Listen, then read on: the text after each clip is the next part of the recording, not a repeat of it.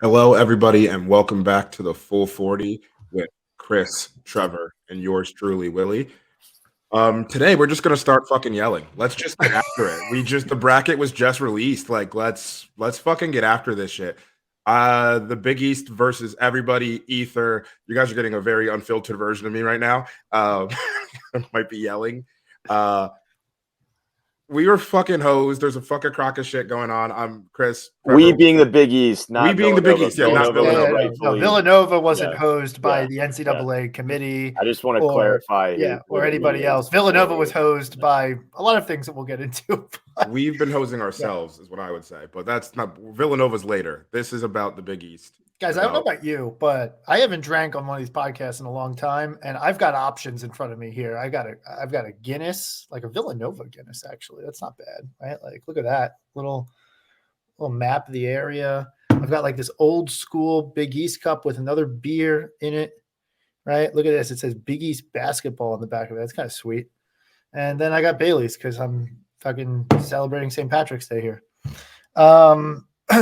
So. Yeah, I mean, we got a lot to talk about. I think we should. I think we got to start with the NCAA tournament. We're going to get the NIT soon. We learned that St. John's doesn't want to participate in that. But it's the NCAA tournament, and only 3 Big East teams are participating. It's been a fucking hectic week with bid stealers, whatever. The craziest that I can remember. Without a doubt. But nevertheless, I don't care what the excuse is. Only 3 Big East teams made the field, and all 3 of them are top 3 seeds. Make it make sense. None of this makes any damn sense to me. None of this makes any goddamn sense to me. I mean, I'm between St. John's and Seton Hall as the biggest omissions.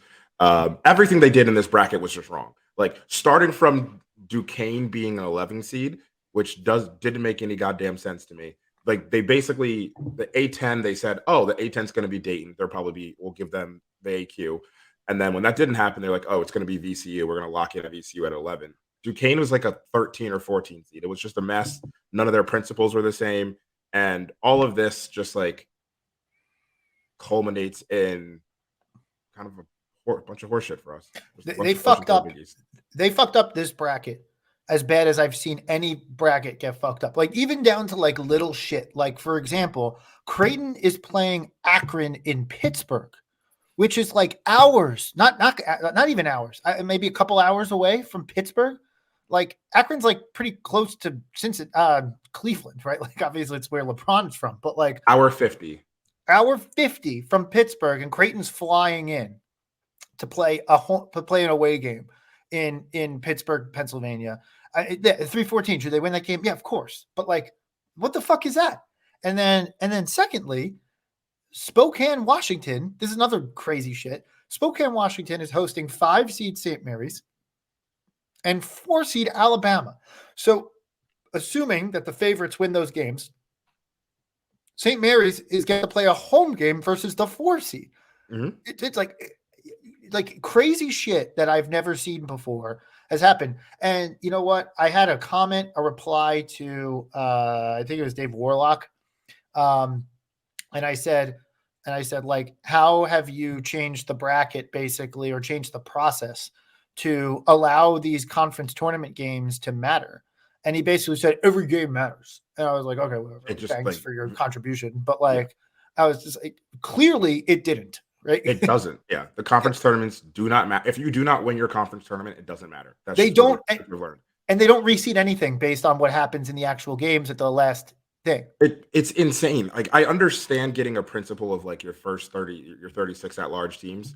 But like, when they said like, oh, we had 35 out of 36 locked before the tournament. So then what the fuck are we doing this for? Like, just what are we doing this for? Before Saturday, Saturday morning, they're like, 35 of the 36 are locked in. even if you have them locked in, don't tell us. Like, yeah, that's crazy from like a process standpoint that they would be that revelatory. But like, what? I mean, I get, like, to Willie's point. Yeah, by the time Saturday rolls around, you probably have enough information to do 30. But like they say on the team sheet, there's Ken Pom and Net and whatever. And like we looked at all these details last week. Well, if you're not going to update it for like the last game of the season at the last time and say this is it. And by the way, as Villanova fans, we unfortunately know how fast something can move with one game because our Net played us straight out of any conversation to begin with, which in a weird retrospect, it was kind of like us because we were nowhere fucking close after we won by 1 versus DePaul. But just absolute insanity all the way around. I feel for Seton Hall, St. John's, and Providence. I like the look.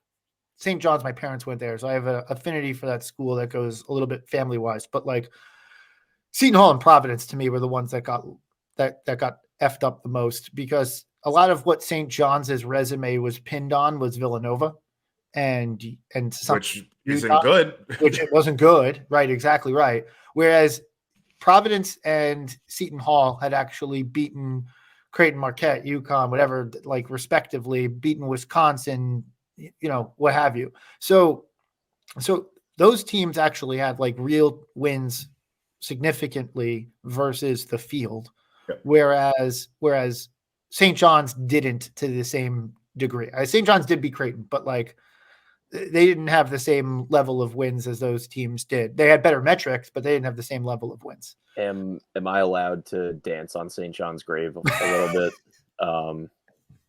It's just nice to be right about one. As we know at the Full 40, Brian is right about everything, and it just feels really nice for me to be able to say preseason that I didn't think St. John's was going to do anything special, and they missed out, probably got hosed, but I was right. So that's all I wanted to say. It's a fucking embarrassment. Like, it's humiliating for the conference. We talk all year about how this is the best conference in college basketball, and just awful. Well, and this needs to be said. We need to get into this dialogue too. Like the NCAA committee does what they're going to do, and they're held accountable by conference commissioners, college administrators, etc. And candidly, and we've complained about this all year. We've done it on Spaces. We've like other team Spaces. We've done it on our Twitter account. We've done it on this podcast for months and have been beating the drum of no one is championing this league. Fox as a media partner has done absolute dog shit. We talked about how they let ESPN walk in the door and do College Game Day at UConn because they don't do anything. Nothing. The Fox does fucking nothing for this league. Absolutely nothing. And sorry, Willie, I'll give you 1 second. I'm with you. Yeah. They do absolutely nothing for this league.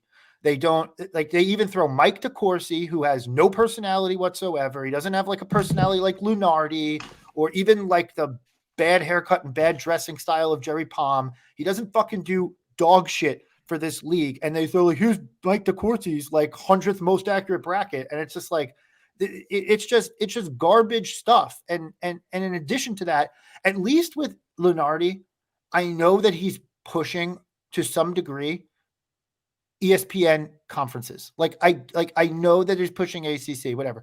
And I'm not saying here like Lunardi is the most accurate or best bracketologist. He's not. But like he doesn't like candidly he's just an ESPN shill. But like I appreciate that about him to a certain weird degree because no one shills for us.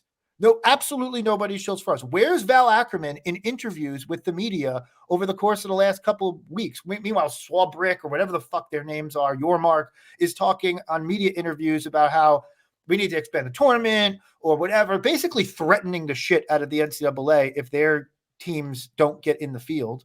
And Val Ackerman's twiddling her fucking thumbs being like, yeah, we trust the process. We trust these guys. Oh, for what? For what fucking reason do you trust these guys? The Big East has won 3 of the last 7 national championships. Yeah. And that's what I want to get to. Like, Yeah. just like, sorry to cut you off, but like, the only people that have been championing the Big East are the fans, which we know we have the fucking most passionate fans of a conference in college basketball. Probably, like, I'll give SEC football like its own thing, but like, it's Big East and SEC football when it comes to passionate, knowledgeable, and like fans who care about. And then obviously the product on the court. Villanova did it for the better part of a decade, being the best product on the court. Now we have Connecticut, we have Marquette, we have Creighton, who I have said Creighton sucks all year. I'm anti that. Creighton's fucking awesome. Fuck you, everybody. I'm really fired up about this. I've never been so fucking fired up. No one is stepping up for the Big East. Fox isn't, Val isn't. It's the players, it's the fans, and it's to some extent, depending on the coach that you have, the coaches. Like what Kim English did was fucking awesome today, because that's what needs to be done. Like across the board, this is an embarrassment. Yeah. Someone did point this out. They said Fox gives us Fanta. Fanta is the number one champion in the world for this league. Right.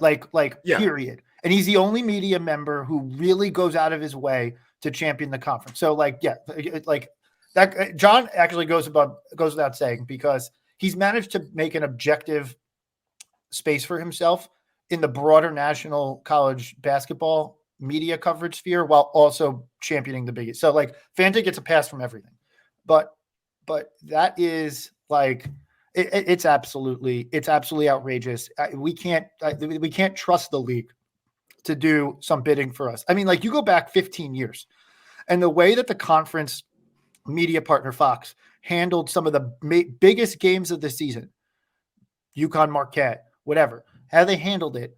And people would get fired for like how bad they've botched it. Now it's like celebrated, like, oh, look at us, we did so great. All our games are on national television. No one ever heard that it was happening, but they're on national TV. And so I am absolutely outraged by what's transpired here. I to some degree, I feel like it's richly deserved. I feel like it's richly deserved. I feel like the conference office has earned what happened to them and to us. And that's a shame, because it hurts the fans. The people who lose are the fans. The people who lose are and most specifically the teams that play. Like the Big East Player of the Year doesn't get to play in the NCAA tournament. I know UConn fans are like, well, Tristan Newton was the player, but whatever. Like the actual voted upon by coaches Player of the Year, Devin Carter, doesn't get to play in the NCAA tournament, despite the fact that they had a great showing at MSG this week. I'm so livid. I'm livid on behalf of the players and the fans, and I'm livid at the conference office. And there's a lot of people on Twitter right now saying fire Val Ackerman. I think there's a lot of us who feel like, when she brought UConn back to the conference and when she re-upped the media rights deal a few years back, and when she re-upped the MSG deal a few years back, not this most recent re-uppage, but a few years back, like right before COVID or something like that. I feel like there's a lot of people who felt pretty good about her leadership. So I'll pause on saying all the way there, but she has to wear this. This is on her. This is on her office. There's no creativity. Back in 2013, when everything happened, there was everybody got together, the presidents, all the people, the commissioners, whoever came together, and there was creativity to create the Catholic Seven. There was creativity to then reach out and pull everything out. There was people kind of being creative and thinking about how we can push this league forward. Since then, it has genuinely stopped being creative, and it's just been, we're just going to let our product speak. And the product spoke. Villanova did great. UConn's been great. But it's very clear that college basketball and just college athletics is changing, and we are not keeping up with that, and we're staying insulated. And I'm not saying go pull other teams, go pull St. Louis. That's not even the conversation I'm having. The conversation I'm having is the desire and the innovation to kind of find creative ways to continue to push the Big East to the top of the conferences. ESPN, once again, College Game Day is College Game Day. Like you're not gonna be able to replicate that. But like there are other networks that have big days around these important games. The fact like that UConn and Marquette, both times they played, if I remember correctly, they were both top 5, or maybe not top 5, or definitely both top 10 games. And there was just no fanfare around it. Like all of this is to say there's no vision from Val or vision from anybody in the offices that that looks ahead at the Big East and says, this is where we're going to go, and this is how we're going to do it, and this is the way that we're going to be creative, innovative, and continue to push what we believe, what everyone who's listening to this believes is like the best college basketball product in the country. Push that to the forefront. And now we're not going to get it. And to your point, I was going to call this out, Chris. Like, we're not going to get to see Devin Carter play. And obviously, like, once literally exactly what you said. And I made a joke about this in our text chat like earlier this week of like, oh, the Big East Player of the Year is probably not going to be able to play in the tournament. But this is like an outrage. Like the fact that there's only the 3 teams. I could keep going. And it's not like, I think there's a lot of people who are like, fuck the Mountain West. It's not the Mountain West fault. It's everything else in between. It's the SEC teams that got overseeded. It's Michigan State still somehow making it. It's FAU being in the tournament. Honestly, probably at all. Like, I'm sorry. And then once again, it does not matter. Like, just the idea that, and I think this is the thing I'm going to keep going with. Just the idea that it does not, like, if they have seeded everything before the conference tournaments, why the fuck does this matter? Like, if it's only for auto bids, then why? Like, it just, if I'm a high seed team, like, fuck it. I know I'm in the tournament. Fuck off. Like, it's only for auto bids. It doesn't matter. It's a binary system of like a 0 or a 1 of like, you need to win the conference tournament for it to matter. And when it shouldn't, when to get to the finals or to get to the semifinals, you have to beat good teams. That should be added onto your record. That should be considered and thought about. And it's not, and it's horseshit. And not just for the Big East, but for every team that's gone through this. Yeah, I'm so disgusted. I'm so disgusted right now. I mean, the NCAA committee deserves a heaping share of They crap just lying don't up, know what and they're they've been doing. getting it. I mean, Yeah. if you read Twitter, I mean, like everybody, every bracketologist, every media member is like, what the fuck did they do? And you know, I feel like I have to say it. Like the guys on CBS, I mean, Jay included, like as the kind of like they're probably tied because it's like absolutely like a scripted show, like front to back, and the reactions are all scripted, and they know everything that they're going to say. They have the bracket before it goes out, and I don't care if you tell me that they don't, they do. So like they kind of have a sense of what they're going to say because this is all just like media mishmash put together by the NCAA. It's not like actual real reactions, but now that that's over, everyone's reacting to it and everyone's like widely panning the NCAA, which at the end of the day, like, you know, it tends to happen a lot of years, but it'll go in one year out the other and everyone will just move on because at the end of the day, NCAA tournament's fun, but it sucks. It sucks because the players, right? Like, and I said the fans, and I probably should have, we speak on behalf of the fans here at the Full 40. So like, that's why we focus that first, but like, really it sucks for the players. They get a handful of cracks at this. Devin Carter is probably going to go to the NBA, right? Like he had another chance to play in the NCAA tournament. Last year, his coach walked out the door on him. This year, and they played a 6-11 game versus Kentucky. Like this year they get left out of the field despite having 6 quad one wins, and they get left out of the fucking field. It's just a disgrace. They have bastardized this thing, and it's all just because they're going to let the complaints roll in, and then they're going to say, "Well, I guess we need to expand the tournament now." And it's like, and it's just shameful. It's just going to be another reason to add 2 other Big 12 and SEC teams. Yeah, we're going to be in the same exact position. Yeah. It's a shame. It's disgusting. So I mean, look. That's we have to focus a little bit on Villanova, and we have a lot to get right in our house here. So, like, I think unless you guys want to say who your national champion is, I mean, I'm telling you right now, I'm picking UConn all the way. I have no reason to bet against UConn in this tournament. Houston is my number 1 team that I think could potentially take them. But the chances of a UConn Houston championship game are pretty slim and none, but I feel better about UConn making it all the way through than I do Houston. But that's just kind of my take on it. Yeah. One, just as an aside, everyone listening, we will have like a full 40 Nova Insider Network, just like open bracket for anyone to just put something in, have just bragging rights. There's no prize, but we'll put that out there, and that'll be probably after this episode. That'll be out there. I did my first bracket already, and I went UConn, Marquette, Alabama, and then I went with some craziness and I went Colorado State because I love my Mountain West State babies.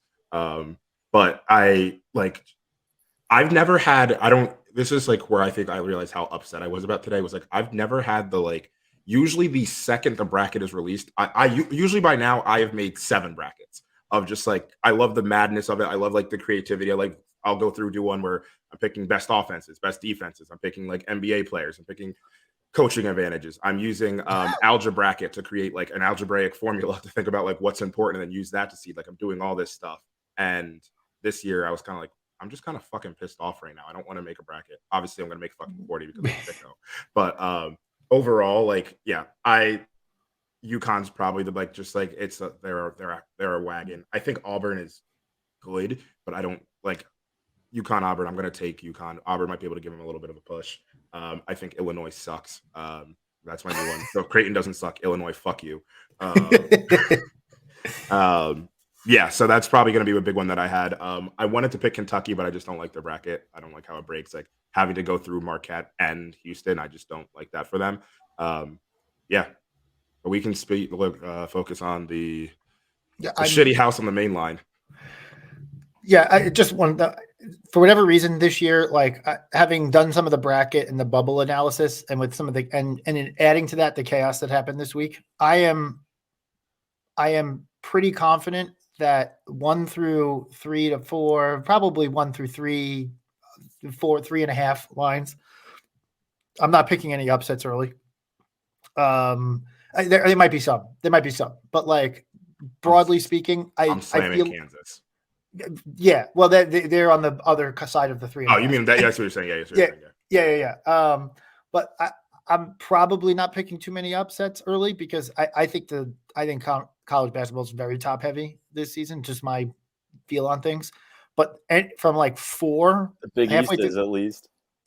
Yeah, halfway through the 4 line through like 8 seeds, chaos, absolute mayhem. Because I don't trust any of those teams. Like Clemson is a perfect example of a team where like they're a 6, right? Like yeah. I don't have any confidence in them at all. I will pick New Mexico. New Mexico's really fucking good. Yeah, they're fun. Mexico in every single game. Yeah, but there wasn't a whole lot of breathing room between Clemson. At the end of the day, there wasn't a ton of breathing room between Clemson's resume and New Mexico's resume when you come down to it. So yeah, I mean, something else that bothered me, and like I may have missed this, but it sounded like more or less with the Mountain West, they felt that it didn't like because the only wins that they had were versus the Mountain West. Like a lot of those teams, like their most important wins, it like watered it down. But then you look at just like why are 6 teams in the field? Yeah. Why are 6 teams in the field? But then also just like every other team that just only beat people within their conference, like Clemson or like I don't know. I'm just like whatever. Yeah. I'll make one final point because it goes to our conversation after the break. The NCAA, like I looked at the last 8 to 10 seeds that are major conferences. So excluding the Mountain West, excluding FAU. I looked at the 8 to 10 seeds from major conferences, and to their credit, A&M and Michigan State played very hard schedules. Other than that, I mean, in totality, hard non-conference schedules. Other than that, like these teams played garbage non-conference schedules. And so if that's the message that you want to send, committee, noted, right? Like noted, you don't have to schedule that hard. All the stuff that you've previously said about how we looked at that mattered, whatever. Like Northwestern had like 330, right? Like, and not to say Northwestern didn't deserve it, so to speak, but like TCU 328, Nebraska 301, Colorado 262, Mississippi State 234, Virginia 161 is not bad, but like okay, like the average of all the 8 to 10 major conference seeds, schedule non-conference strength of schedule wise, 210, median 248. The message that you said there is just stack up wins. Just stack up wins. Doesn't matter who the fuck you play. Stack up wins. So really, really great. Really good. All right. I think we get into an ad read, and then we talk about our own house. Yes, let's do that. Trevor, it's going to be you. Today's episode of the Full 40 is brought to you by Homefield Apparel. Homefield produces some of the best quality vintage collegiate apparel on the market. You won't find better game day gear anywhere else.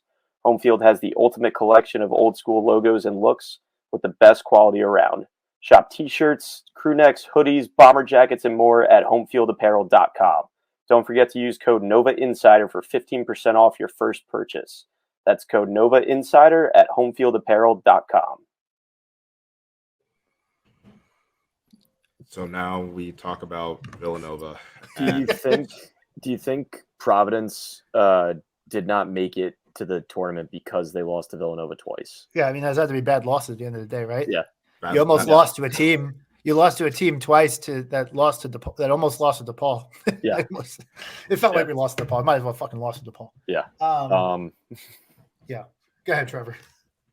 So I think I kind of know where we all stand individually, but just to, I guess, get the conversation going, I think it is 3 or 4 weeks ago, I would have put my life savings on no major move happening to any of our coaches. I don't think Neptune is gone. I think he gets one more year, but I think the discourse and everything surrounding it is a lot. There's so much more pressure on Father Peter and Mark Jackson now than there was before the Creighton game. The way that this roster didn't live up to what we and actual experts, and what everybody thought would be a surefire tournament team, you have to ask hard questions now. It's time for bed. No, it's not. It's not time for bed. It's time to talk about Kyle Neptune. It's time for. It might be time for bed for somebody. Might be time for bed. I should probably sleep. But I think, say whatever we want about the team's actual performance versus what it looked like on paper coming in. Like, we were all thrilled with the players we acquired in the offseason and the roster we had coming back and where that team could go in theory. Obviously, it didn't happen anywhere remotely close to what we expected. So where do you stand? I know where you guys stand, but let's talk about it for everybody else. Yeah. So I Chris, can I go before you go on? Yeah, yours? go ahead. Because I know yours is going to be much longer. Go ahead. We're on the same page here. I don't think there's what I want to happen and what I think will happen. Agreed. What I want to happen is we need to make a move, and I'll outline why I believe we need to make a move. What I believe will happen is Neptune will get another year. This is where they intertwine, where I think like what needs to happen is Neptune should be let go, but he won't be. And this is where I worry about it. Next year, as of right now, the cupboard looks pretty bare. It's TJ Bamba. It is Hausen, Armstrong. We're not even taking into account transfer, maybe people transferring out. Hausen, Armstrong, Trey Patterson, if he's playing basketball, not on Njoku, Jordan Longino, who's overcoming or did something, a meniscus tear, whatever it is, like will be. Oh, we still don't know. We still don't know, but behind officially we don't know. Yeah. He will likely be behind the 8 ball going into the offseason. Lance Ware. That's about it. And then, am I missing anyone now? We have and then Matt Hodge coming in, yeah, and Josiah Mosley and Jordan Dumont coming off a red shirt. And do we have another? Malcolm Thomas. Thomas. So we have all those coming in. So we have a bunch of power forwards. Still no point guard. Still no point guard. We have a bunch of power forwards. And Lance Ware, no big man. Yeah. And so as of now, like, things will change. There'll be things that happen in the portal. I don't know how you can look at what we've done thus far and say next year's team is going to be better. I think if you look at just on paper without even knowing, we don't know what the transfers are that are going to be like, sure. And I'll get to something with that. But we can't look at say next year's team is going to be better. So I expect next year to be a worse season. And this time, Kyle will have a legitimate reason for next year to be a worse season. We're going to be depending on, to some extent, depending on 3 freshman forwards, 4 if you add Dumont. So we're depending on youth there, and it's going to be a little bit of a step back.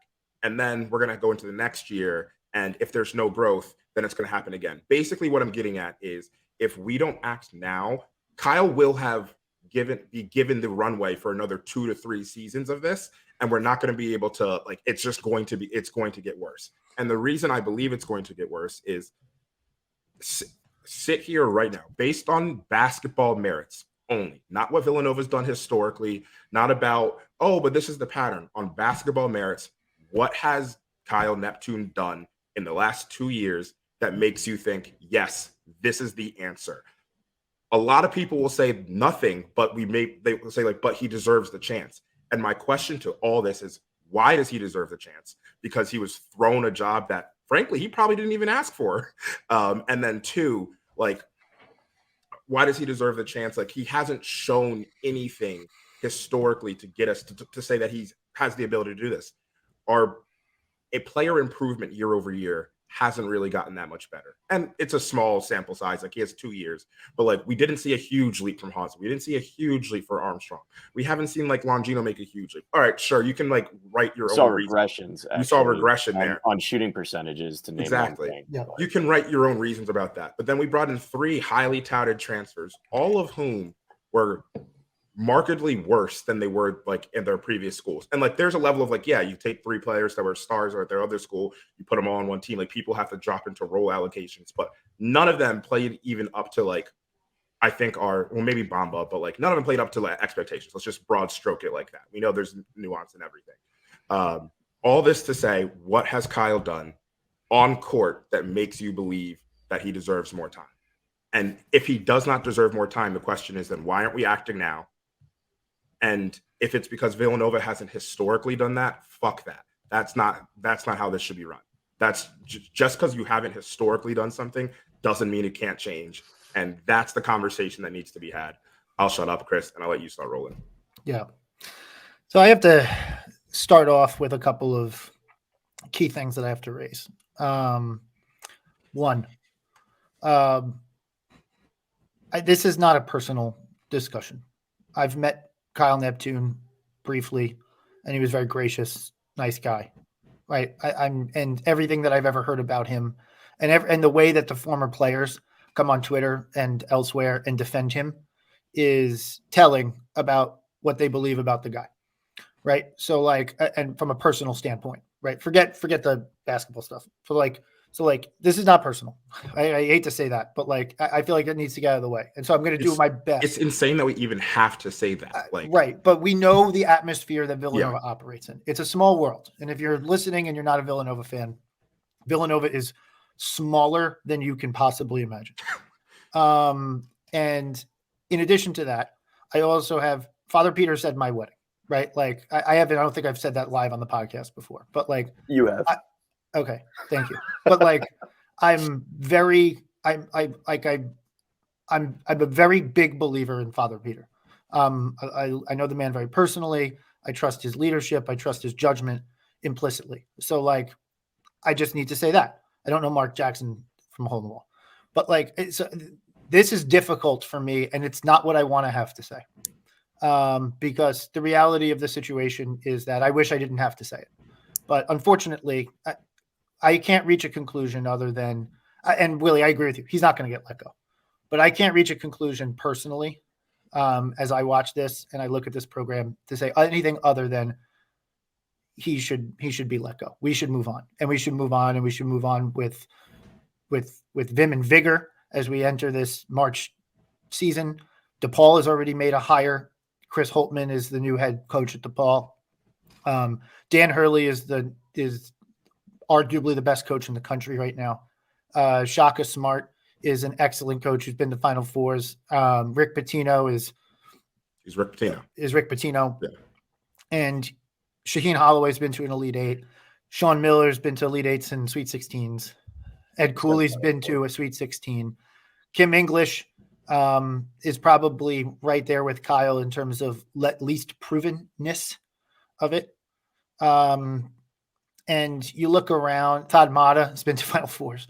You look around at the coaching situation in the conference, and for Villanova, the program of this stature, to have not only a non-accomplished coach, but candidly, like just a coach who's learning on the job, is not fair to him, and it's not fair to the Villanova program and what we stand for and the expectations that we built for ourselves. Now, I got to be clear about something.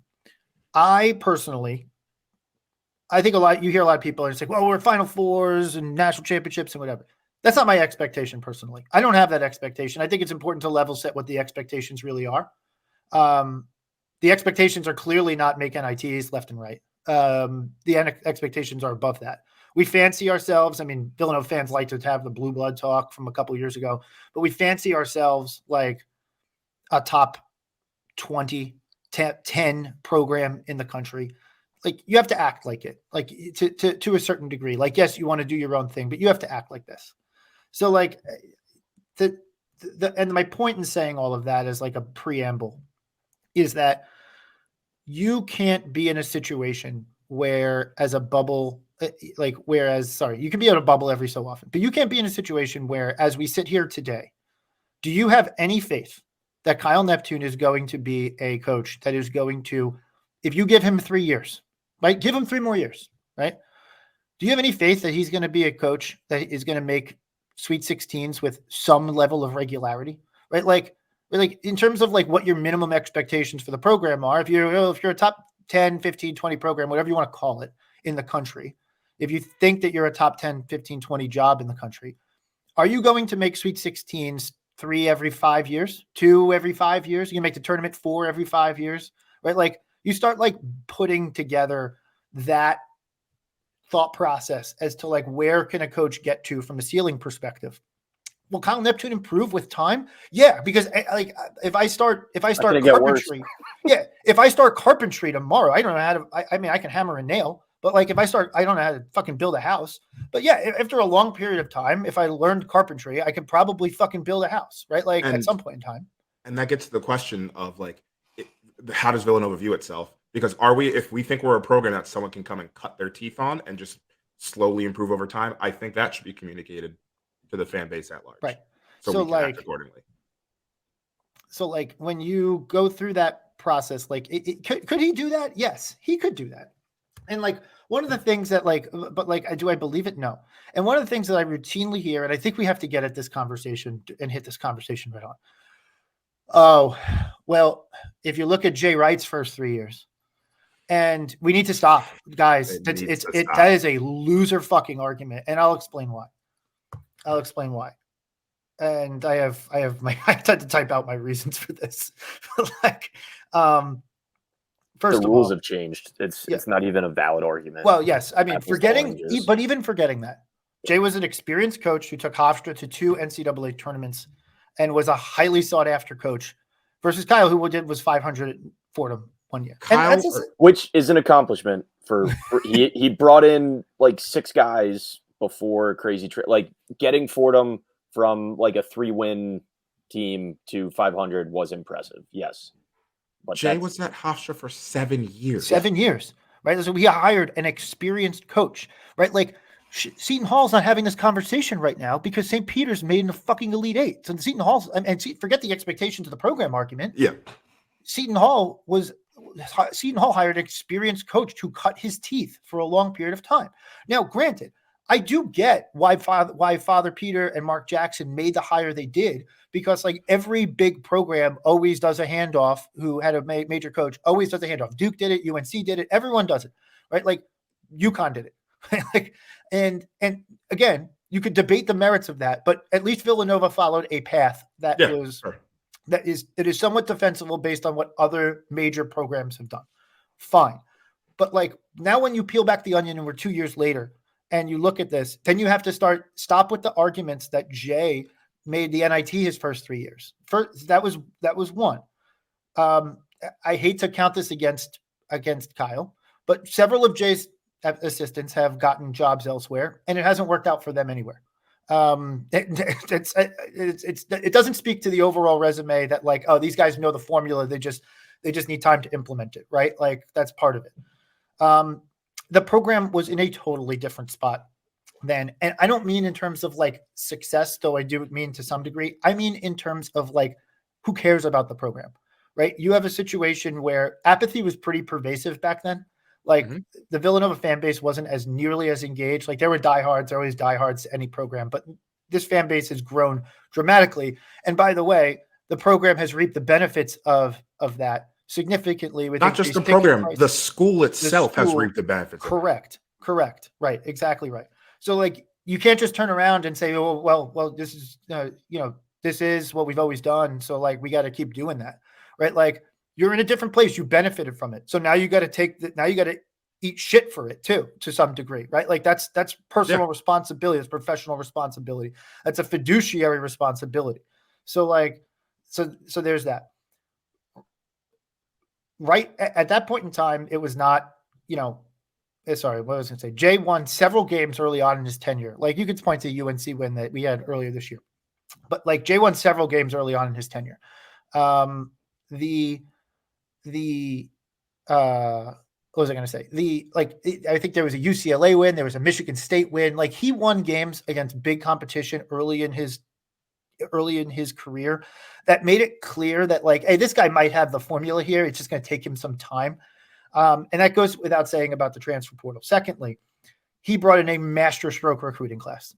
Alan Ray, Randy Foy, Jason Frazier, etc. There was a reason to believe, based on the recruiting capabilities, that were dramatic at that point in time. Moreover, because there was no portal back then, so this is where this comes into play. Because there was no portal back then, he had young groups, right? Like, his first season, he was a little bit older because a lot of Lapis guys stayed, but like, he was young early on. He had a very young core group. So there was a reason to say, these guys are all young. We have had two of the most experienced rosters in Division I in back-to-back years. Yep. Right. And arguably, I think we were the oldest roster in the country, or one of the oldest rosters in the country this year. And this is a point that I think we need to really hit on. Jay was out and about drumming up support on Nova's campus. And you heard stories of him jumping on tables. Dana O'Neill likes to write about that in his book. Like, he needed to drum up support because there was apathy around the program, etc.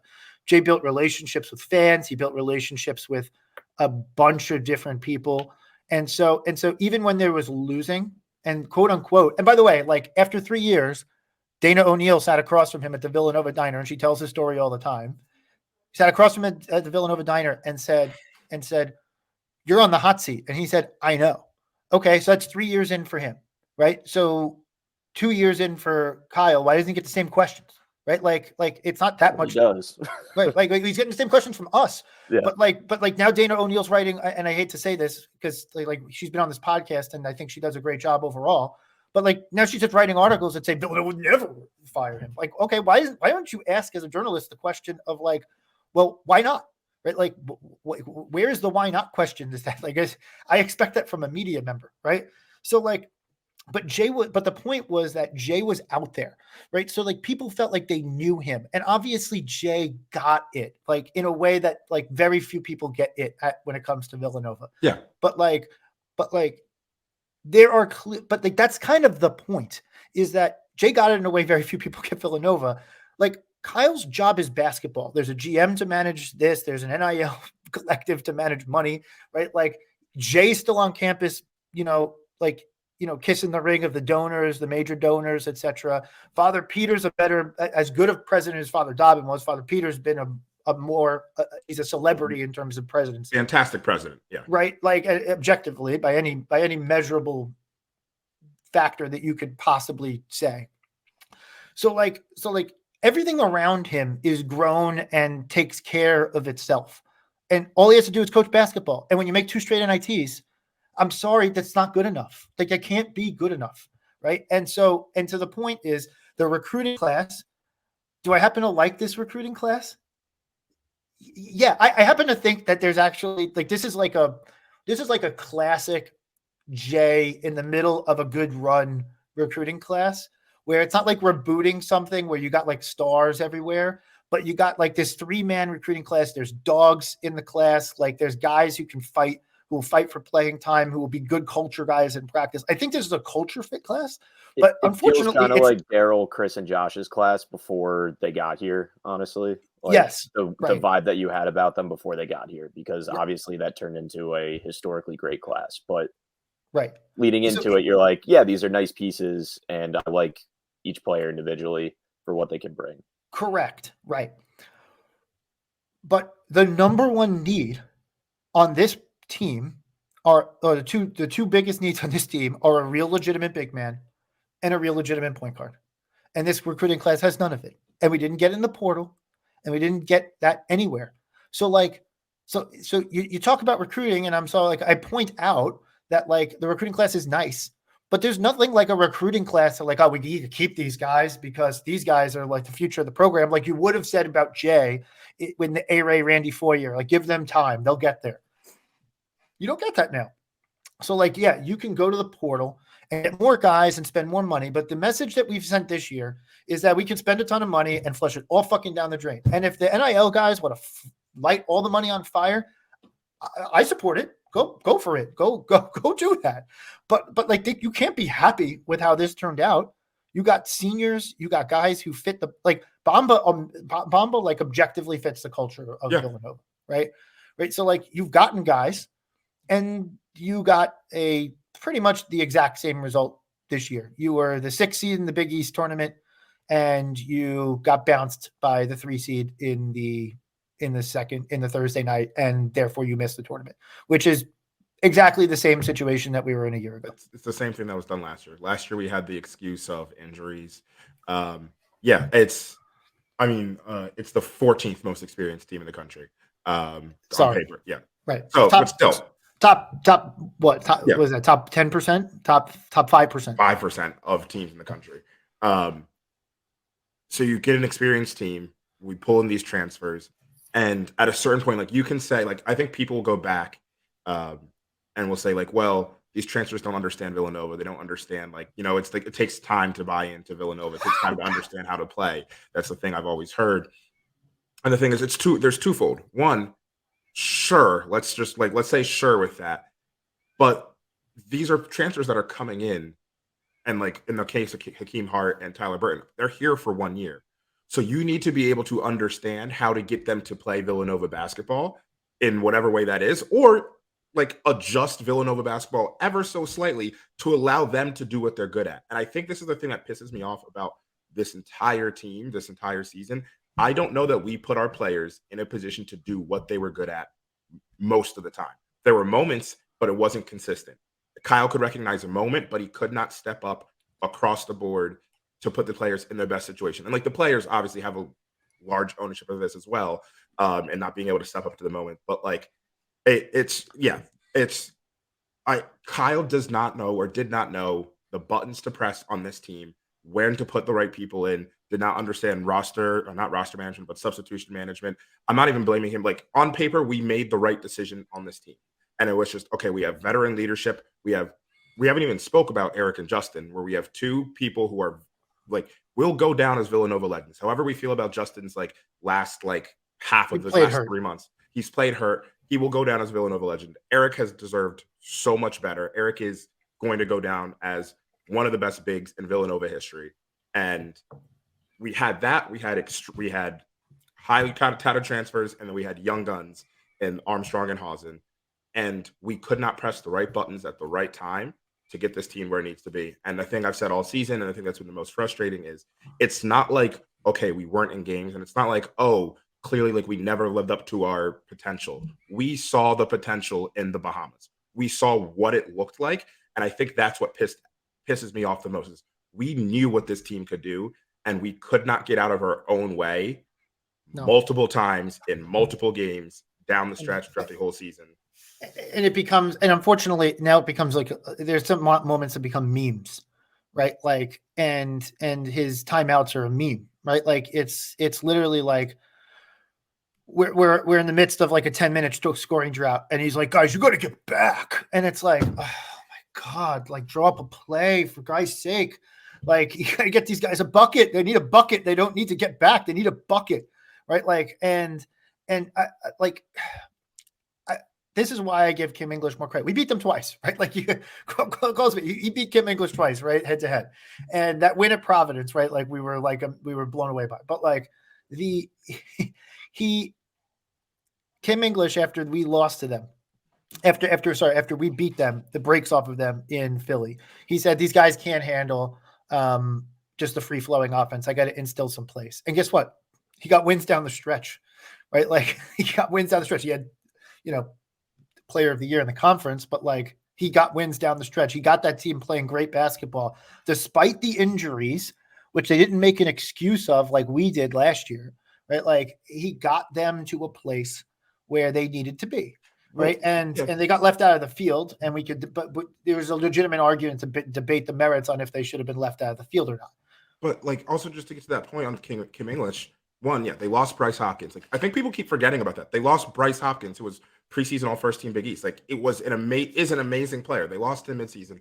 And I think the one thing I want to point out is Kim also put Devin Carter was Big East Player of the Year, and Devin Carter's an amazing individual talent.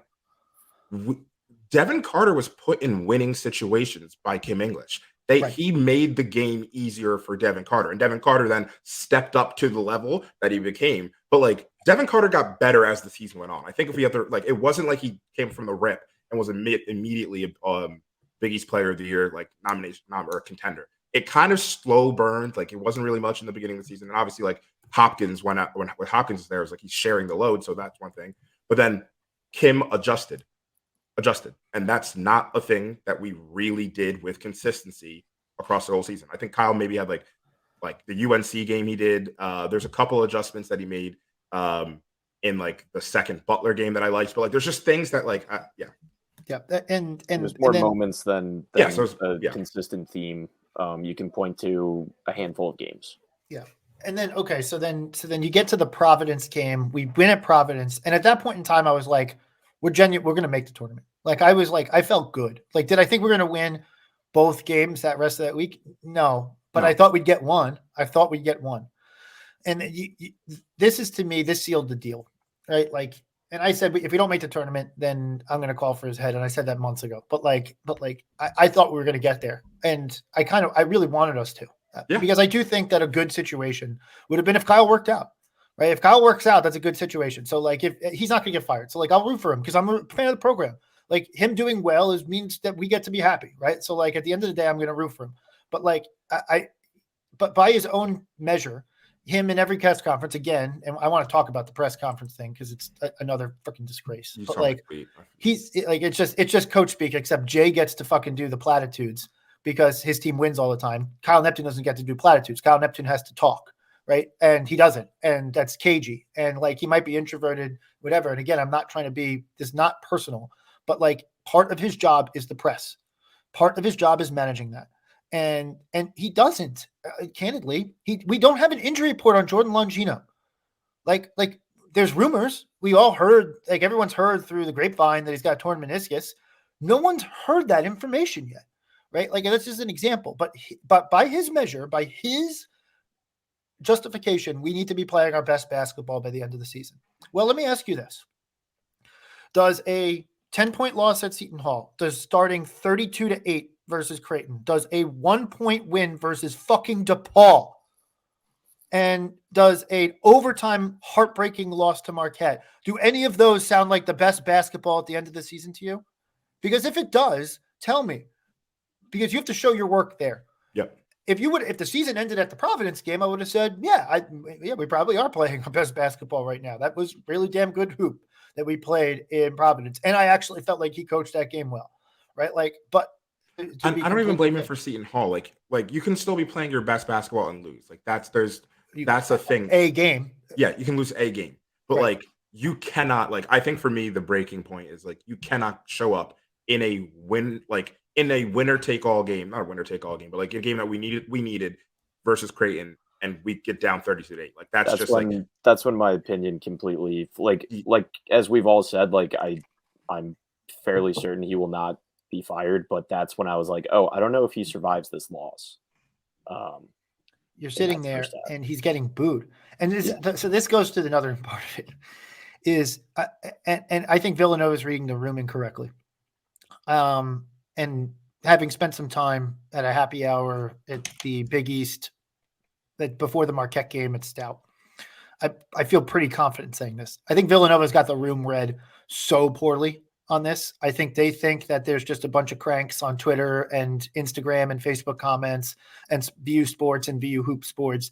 And they just think that it's a bunch of cranks who want him fired, who don't know anything about hoops and whatever and don't care. And they just are just mad that we're not making Final Fours anymore. And I think that they think that that's where whatever, and the rest of the fan base is fine. And they're reading it so wrong. They're reading it so beyond wrong. I'm telling you that, like, I will meet people at work who don't know I'm a Villanova guy, who then learn I'm a Villanova guy in conversation, who then they reveal they're a Villanova person. And then they'll be like, they got to fucking fire this guy. This is unbelievable what they've let happen to the school and this program. And like out of nowhere, right? Like the conversation wasn't going that way. We weren't talking about basketball. The amount of times that I've had conversations, I was at a bar the other day. I was sitting next to a guy with a Villanova shirt on. I just happened to like lean over and say, "Go Cats," because it was like before the Creighton game.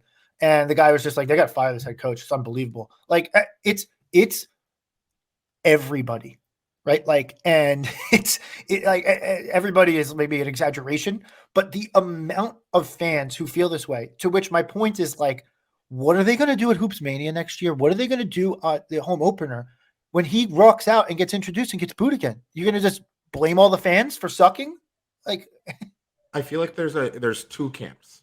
There are people who think he should be fired, and there are people who think he shouldn't be, but not because of anything that he's done, but because Villanova hasn't done anything yet, or doesn't do it that way.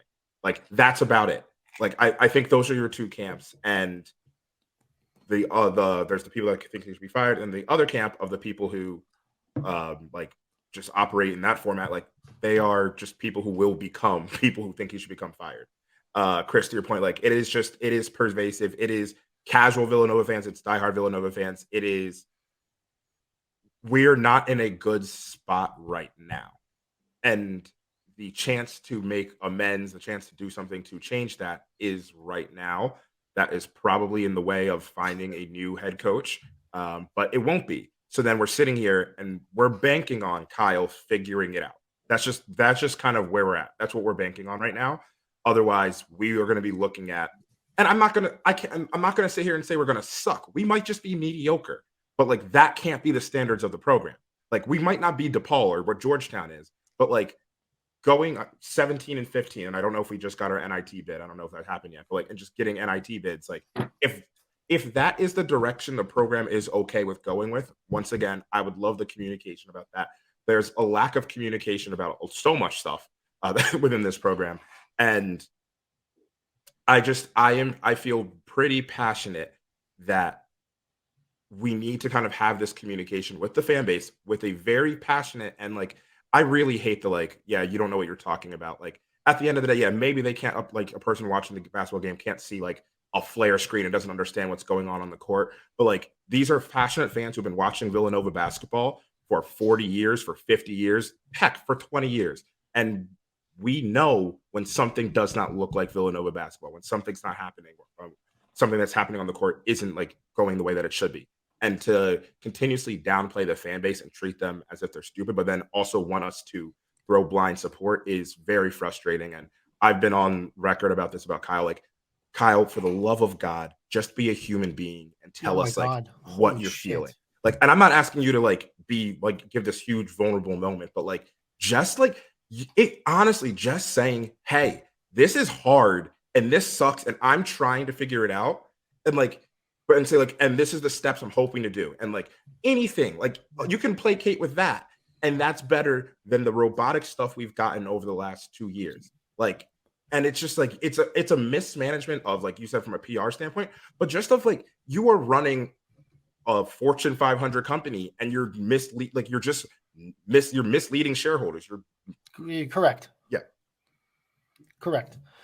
Someone commented like, and I see this in the thing, like, well, what about what level of blame lies with the players? And I think there was fair criticisms of certain players throughout the season, and we've said that before, right? Like to a certain degree, like and I'm fine with that. The problem is the pervasiveness of the player issues. Like I've made this comment before, and sometimes it's a little bit funky to say, but like I've made this comment before. If one player shoots poorly for a year, it's on the player. If every player shoots poorly for the year, it's on the coach, right? Like that's not like shooting is like one of the more chance things to have to do it. Like these guys can probably make a ton of shots in practice, but like point being is that the fish stinks from the head. So like if every player is playing below the expectation that you had coming into the season, then it's on the coach. The buck stops with the coach, right? And so that is the issue that we had. Because even if if anyone except Eric Dixon played up to the level that you'd expect him to do, we're probably talking on this podcast about what's Gonzaga look like, right? Like, or like whatever the team that we're going to be playing in the field is looking like, right? Like if it was multiple players played up to the expectations that were had for them at the beginning of the year and certain players didn't, then we could look at those players and say, hey, you didn't do what you had to do, right? Like, but in this situation, you had like multiple players regress. And when you have multiple players regress or don't jump, it's the coach, it's the staff, right? Like it's that. And honestly, like, I think there needs to be like, they need to answer for that. Like this program failed this year. This was a failure, right? Like, and I would just wish that they would say it. And like, to the point about humanity, like, I think if Kyle got up on a press conference, whether it's like, or in his media availability, and said, this season, we failed this season as a coaching roster and whatever, and we're going to work on ourselves this offseason, and we're going to be better next season, and we're going to go get guys who can help us play Villanova basketball. We can still use platitudes, who can help us play Villanova basketball, get a point guard who can run the show, get a big man who can help us get some rebounds and not give up multiple offensive rebounds per possession. Like, that's not what actually happened, but you get my point. Like I think you would go a long way to at least giving the fan base a little bit of something to say, hey man, we're rooting for you. So like, I hope you get it right.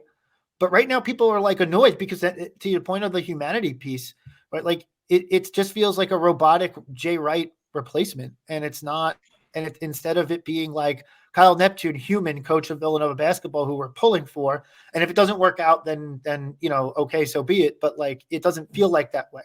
And this is where Villanova's got it so bad and wrong, and they need to get him out there, because if they're going to keep this guy hired, they need to get him out there and to do some damage control, meet people, like have a Q&A, let him talk a little bit, let him make mistakes in a conversation, right? Like build some equity with the fan base, because he has none. And that's kind of where I feel like, look, if you're going to continue to keep this guy, then as a Villanova institution, you have to support him in a way and push him to do certain things that he's not doing right now. And that's a big part of it. Yeah, it's extremely frustrating. I don't even think he needs to go as far as like outlining like player roster management. Like, I don't even want to see that, like, necessarily. I sit here and I'm like, how come the conversation just isn't okay? We're when we say we're missing shots, like, how can we fix that? And it goes to defense and rebounding. It's like you're quite literally just not answering the question. What are you going to do to get better shots for the players? Like, yeah, there is a level of make or miss. Like, players are the ones taking the shot and they're missing them. But we also have seen the offense stagnate so many times. They're like a 5 minute. The way I'll put it is like this: having a 5 minute scoring drought once, maybe twice in a year, that's players. People will miss shot like here or there, miss shots here or there. Having that happen probably in 40% of our games. More than that. Yeah, more than that. I mean, 5 minutes might be a lot, but 5 minutes is a lot. 2 to 3 minute stretches every game, I would wager. Yeah. Having that happen almost every game is insane. And that comes down to like a structural, like, what are we doing on offense? What are our responsibilities? And how are we creating shots for people? We're going to get back to, like, we haven't discussed this about the game. And like, I don't blame the play call I don't blame the idea of what happened right here. But at the end of the Marquette game, we had a chance to win the game. Armstrong thought we were going to call a timeout. Kyle said no. And I honestly didn't mind that. I was like, you know what? Let them play. Tie game, let them play. Don't let Shaka Smart set his defense. Yeah. I get it. Halfway through that, when Bamba was sitting there like a deer in headlights, and it's like, all right, we need to do something. That's when you call a timeout. I'm sorry. And we didn't. And I was like, that's just you putting the team in, you're putting your players in a bad position. Despite them missing shots or doing whatever, you're putting them in a bad position. Yeah, I don't know. We are extremely frustrated, and I think what's pissing me off the most is where people are pretending our frustration isn't real. and people meaning like admin, Villanova basketball, the powers that be, are pretending that it's not real, and like Chris said, being just a bunch of cranks. And it's not that. Like there's structural, there is pervasive, there is systemic things that need to change. And like it can change. Like, and this is the thing that like I think also frustrates, or kind of I think is interesting in this NIL transfer portal market, this world. Things can turn around in a year. Like Kyle has the ability to turn this around in a year. Like we get the right transfers, you press, all of a sudden he's pressing the right buttons. You can get back on track very quickly. What just happened? I'm just laughing because, like, yeah, but I mean, like, we'll be in the same position that we are a year today. We will be. I mean, like, let's be real. Sorry, I didn't mean to just like kill that, but no, that's what we thought happened last year. Yeah, but that's in theory that can happen, and it's not happening. So then people are like, well, and this is a whole separate conversation of if you fire Kyle, who are you going to get afterwards? And it's like this idea that no other coach, no other person can walk into Villanova and figure out what it means to be a Villanova. Like that's just like there was a point for most people who are like who didn't go to Villanova, or who go to Villanova, I should say, who they didn't go to Villanova, they didn't really fully understand it. They got there, they understood it. You can hire a coach that has Villanova values are not like exclusive to Villanova. Like that's just being like that's not exclusive to Villanova. You can find a coach that has those values. You can find a coach that has those values and then pull them into Villanova and this is how Villanova operates, and let them work within that, but then also push it to grow. Like once again, we can't be doing the same thing over and over. It's a program that deserves to grow. And sometimes you need to be pushed. And Jay pushed the program in different ways when he was there, like you mentioned. And I guess my question is like, is Kyle even like is Kyle pushing the program? I just feel like there's a lot that we need to change. I'll just leave it like that. By the way, I'm trying to get NIT news while I'm that's also what I'm like vamping, and I'm like, I just want to know what the NIT news is at this stage. Yeah. Seton Hall's a 1 seed. I think they're playing St. Joe's. I think that's interesting. Yeah, Seton Hall's St. Joe's, PC, Providence College, Boston College are playing, which is a nice throwback game. I'm assuming we've accepted, but like it'd be very interesting if we declined it and it never came out. Do we? How does it even like? I know they. Are we going to make it? Are we going to make that? That's what I was just going to ask, because it doesn't. So the first thing I thought when it'd be insane to not make when Seton Hall and Providence and St. John's all missed the tournament was, oh, we might have just lost our NIT bid, because I know they restructured the way that the I thought our net was going to guarantee that we got it. I don't know how it works anymore. I remember something like, oh, the top 2 teams from each conference that don't get it, and I'm like, well, we're already out of that conversation. Yeah. But I can't remember, and I'm checking Twitter if someone. Yeah. Anyway, sorry. Look, there's a lot to say on this, and we're going to host and this is important. We're going to host a Twitter Spaces immediately after we end this podcast. Because look, we have more comments on this podcast than I think any other podcast that we've had.